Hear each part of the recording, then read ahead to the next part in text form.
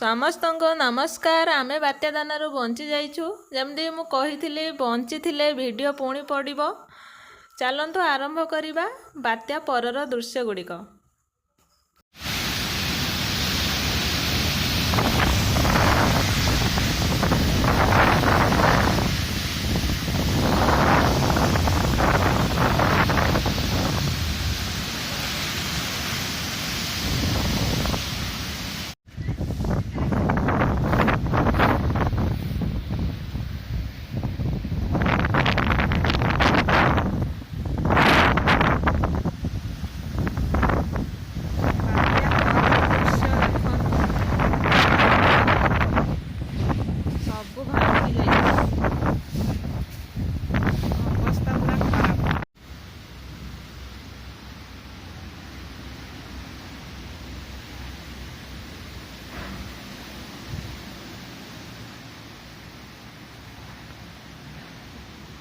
ये है आम घर दृश्य।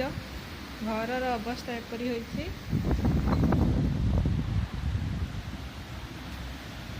बाहर तो पवन प्रबल मात्रा रे दौछि। पत्र जानी पारे गचरू देखु समस्ते केते जोर दौछि।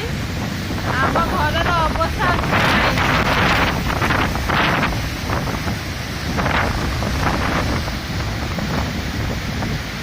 पवन भी उड़ी जी पवन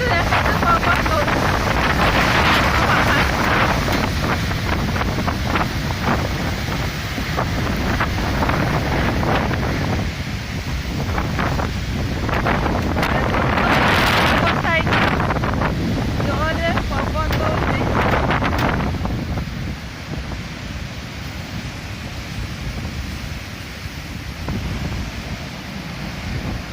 ना ही सब जाइछि।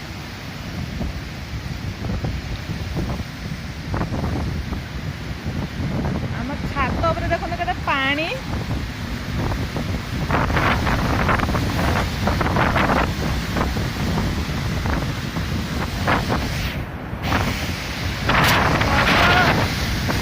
मात्रा रे पवन वर्षा टिके कमी बर्तमान किंतु पवन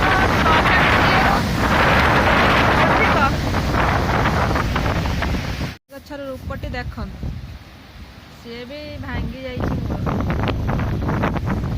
सब भांगी गला। आर बाड़ी देखे भी चलतु केमी हो। ये पेड़ा गछर डाल बाड़ी अवस्था तो सब गछ भांगी जाइए। पेड़ा गछर दृश्य देख एजबेस्ट उपरे पड़ी।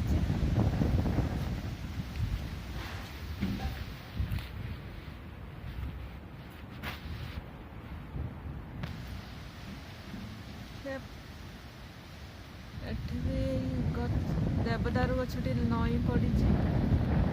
सेपटे देखिपे सब गछ भांगिकी पड़ी।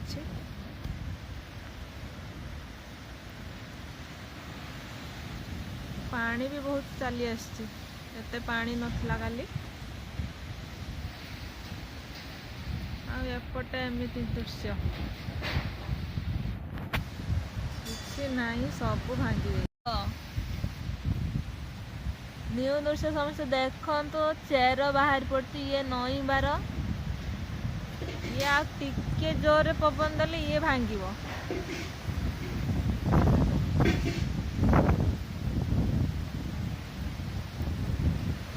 पेड़ा गछर दृश्य देखु। पेड़ा गछर भी लगी तले पड़ी जाइछि। डालिंब गछ भी नई पड़ी।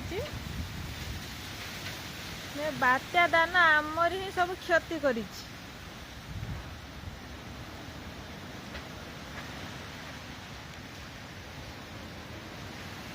अमृतभंडा गछटी उपुड़ी पड़ी।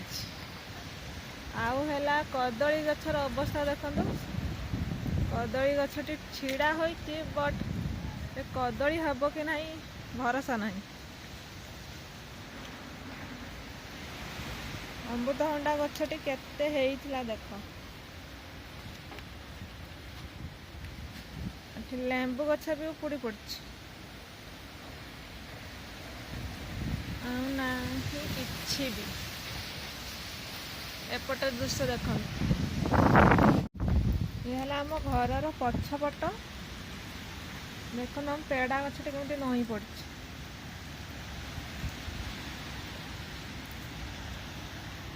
ଏଇ ଗଛଟିରେ ବହୁତ ପେଡ଼ା ଧରେ।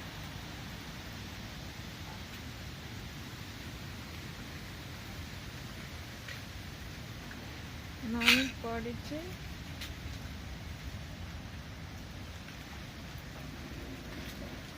ଛୋଟ ଛୋଟ ପେଡ଼ା ବି ମଧ୍ୟ ହୋଇଛି।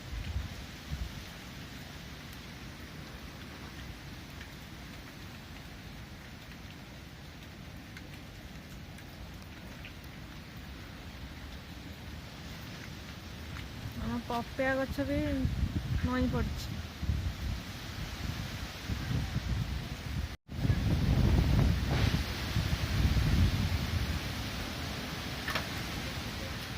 ଆମ ଆଜବେଷ୍ଟ ଦେଖନ୍ତୁ ଭାଙ୍ଗି ଯାଇଛି। ନୂଆ ବନା ଯାଇଥିଲା, ଭାଙ୍ଗି ଯାଇଛି।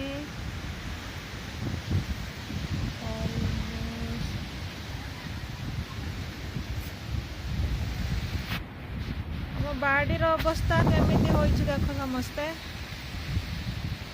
ସବୁ ଅମୃତଭଣ୍ଡା ଗଛ ଗଡ଼ି ପଡ଼ିଛି। ବର୍ଷା ପ୍ରବଳ ଏଇଖିଣା ପକଉଛି। ବର୍ଷା ଛାଡ଼ିଲେ ଭଲସେ ଭିଡ଼ିଓରେ ଦେଖେଇବି।